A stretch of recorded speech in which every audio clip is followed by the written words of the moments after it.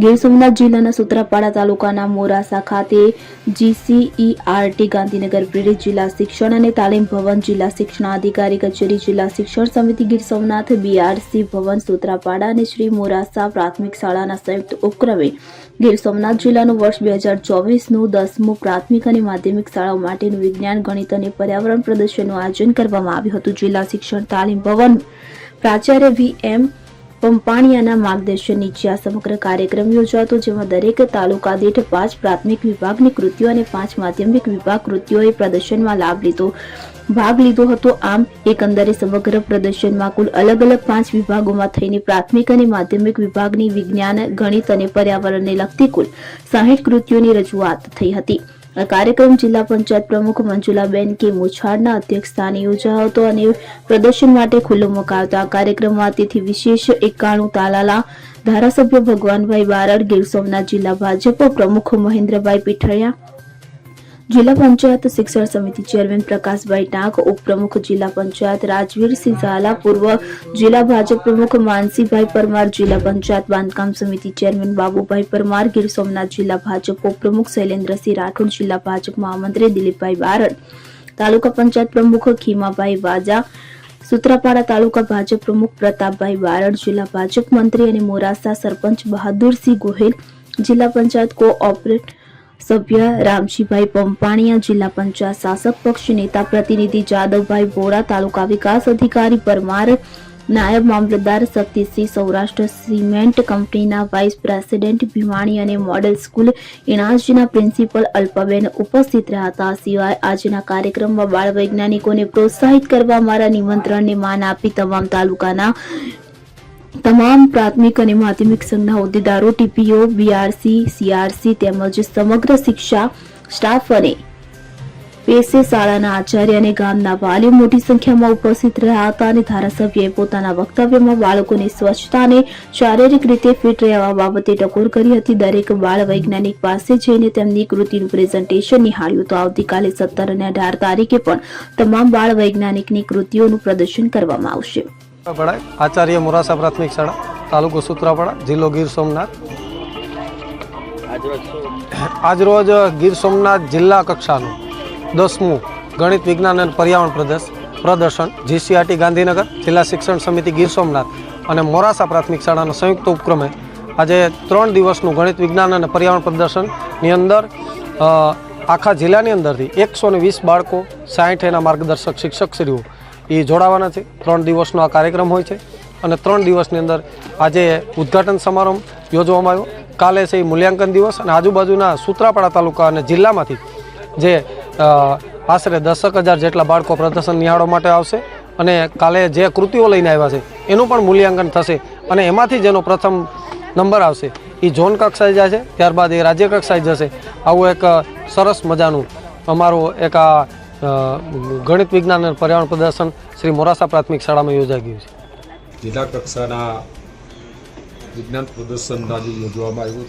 આજે શુભ શરૂઆત છે, પહેલો દિવસ અને 2 દિવસ સુધી એ કૃતિઓ જે બાળકો લઈને આવ્યા છે આખા જિલ્લામાંથી, એ કૃતિઓને નિહાળવા માટે તાલુકા અને આજુબાજુના તાલુકાની શાળાના બાળકો પણ અહીંયા કૃતિઓ નિહાળવા માટે આવશે અને જે બાળકોની અંદર જે શક્તિઓ પડી છે એ શક્તિઓને બહાર લઈ આવવાનું એક આ માધ્યમ છે. ગ્રામ્ય વિસ્તારના બાળકોની અંદર ભલે ઝૂંપડામાં રહેતા હોય, ગરીબ માણસનો બાળકો હોય, પણ એનામાં ઘણી બધી કાબલિયત છે અને શક્તિઓ પણ પડેલી છે, પણ એને બહાર લઈ આવી જોઈએ. બહાર લઈ આવવાનું માધ્યમ છે. બહાર લઈ આવવાનું માધ્યમની કામગીરી સરકાર મારફત અને શિક્ષણ વિભાગ મારફત છેક તાલુકા કક્ષાથી લઈ અને જિલ્લા કક્ષા અને રાજ્ય અને સેક્ટર સુધી પણ આ કૃતિઓને પ્રોત્સાહિત કરવા માટે ઇનામો અપાતા હોય છે, પ્રોત્સાહિત કરતા હોય છે. ત્યારે બાળકોમાં રહેલી શક્તિઓને બહાર લઈ આવવાનું જ્યારે સમગ્ર શિક્ષક પરિવાર કરતો હોય અને સરકાર કરતી હોય ત્યારે આ ભાગ તરીકે હું પણ આજે આ કૃતિઓ નિહાળવા માટે અને બાળકોને પ્રોત્સાહિત કરવા માટે આજે આ વિજ્ઞાન પ્રદર્શનોની અંદર આવતા આગેવાન અને અમે કૃતિઓ પણ નિહાળી છે. બાળકોની સાથે વાર્તાલાપ પણ કર્યો છે, બાળકોને પ્રોત્સાહિત કર્યા છે અને બીજું જે ખૂબ કૃતિઓ પણ બહુ સારી છે અને રાજ્ય કક્ષા સુધી પણ આપણા જિલ્લાની પેટીઓ નંબર લઈને આવે એવી એમને ખૂબ કોમ્પાણીયા જિલ્લા શિક્ષણ તાલીમ ભવન પ્રાચાર્ય ગીર સોમનાથ આજે જીસીઆરટી ગાંધીનગર પ્રેરિત જિલ્લા શિક્ષણ અને તાલીમ ભવન ગીર સોમનાથ, જિલ્લા શિક્ષણ અધિકારીની કચેરી, જિલ્લા શિક્ષણ સમિતિ ગીર સોમનાથ, બીઆરસી ભવન સૂત્રાપડા તથા મોરાસા પ્રાથમિક શાળાના સંયુક્ત ઉપક્રમે ગીર સોમનાથ જિલ્લો જુદો પડ્યો ત્યારથી લઈને આજ દિવસ સુધીનું 10મું પ્રાથમિક અને માધ્યમિક વિભાગનું ગણિત વિજ્ઞાન પ્રદર્શનનું આજે ઓપનિંગ થઈ રહ્યું છે. ત્યારે દરેક તાલુકામાંથી બીઆરસી કક્ષા અને એસવીએસ કક્ષામાં જે 5 વિભાગમાં કૃતિઓ સિલેક્ટ થયેલી છે તે ટોટલ 30 કૃતિઓ પ્રાઇમરીની અને 30 કૃતિઓ માધ્યમિકની એ જિલ્લા લેવલે પહોંચી છે. આજે અધિકારીગણ, પદાધિકારીગણ અને શિક્ષક તથા વિદ્યાર્થી મિત્રો અને બાલ વૈજ્ઞાનિકો સાથે એક સરસ મજાનું ઓપનિંગ કર્યું. બધા જ અધિકારી અને પદાધિકારીએ પ્રદર્શન નિહાળ્યું. 3 દિવસ સુધી પ્રદર્શન ચાલશે. આવતીકાલથી બધી સ્કૂલો આ ઇવેન્ટ નિહાળવા માટે થઈને આવશે. અહીંયા જે 120 બાળકો અને 60 કૃતિઓ છે તેને રહેવાની, જમવાની અને ચા નાસ્તાની વગેરે સુવિધાઓ કરેલી છે. અને પરમ દિવસે યાની કે બુધવારના રોજ 2 થી 3 કલાક દરમિયાન પ્રદર્શન છે એ પૂર્ણ થશે.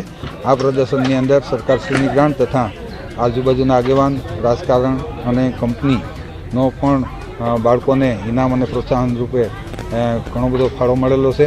આ તકે એ સૌનો પણ ખૂબ ખૂબ આભાર સાથે સમગ્ર ગીર સોમનાથ શિક્ષણ પરિવારનો આભાર સાથે ધન્યવાદ. અને આ કૃતિઓ ઝોનમાં જશે ત્યાં પણ આપણા જિલ્લાની કૃતિઓ શ્રેષ્ઠ આવે એ બદલ સૌને અભિનંદન.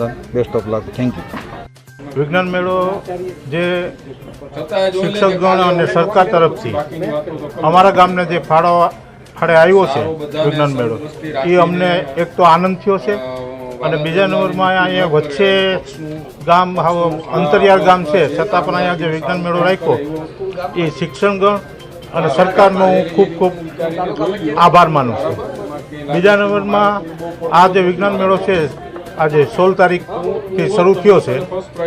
અને જે કૃતિઓ આખા ગીર સોમનાથ જિલ્લામાંથી લઈને જે આવ્યા છે, હર સ્કૂલમાંથી, ચારે જિલ્લા તાલુકામાંથી, એ ખરેખર કૃતિઓ પણ અતિ અદ્ભુત છે. અને આપણે જોઈએ ને તો એમ થાય કે અત્યારના જે બાળકો છે એમાં જે ઉત્સંગ એનો પોતાનો અને જે કૃતિ પ્રદર્શન કરવા માટેની જે એની ભાવના છે એ અમે ફરીને જોયું ને તો એમ થતું હતું કે ના ના, અત્યારે આપણે આ જે અત્યારે આ ટાઈમે પણ એમ કે અત્યારે જે બાળકો જે આ સ્કૂલના ગીર સોમનાથ જિલ્લામાંથી જેટલી પણ કૃતિઓ આવી છે એ બધા બાળકોનો જે ઉત્સાહ અને જે એને પ્રોત્સાહન રૂપી જે કંઈ પણ અહીંયાથી બધાએ મળી અને શિક્ષકગણ બધા જે આગળ પાછળ જે માણસો છે એ ફેક્ટરી છે એમાંથી પણ જે કંઈ પણ છે એ પણ આ 10મું પ્રદર્શન છે આપણા જિલ્લામાં. તો આ 10મું પ્રદર્શન અમને જે મોરાસામાં મળ્યું છે એ અમે ખૂબ ખૂબ શિક્ષકગણનો અને સરકારનો અમે ખૂબ ખૂબ આભાર માનીએ. દીપક જોશી સાથે CN24 ન્યૂઝ ગીર સોમનાથ. હવે જુઓ દેશ દુનિયાની તમામ ખબરો તમારી આંગળીના ટેરવે. ઉઠાવો મોબાઈલ અને Google Play Store પરથી ડાઉનલોડ કરો અમારી CN24 ન્યૂઝ મોબાઈલ એપ.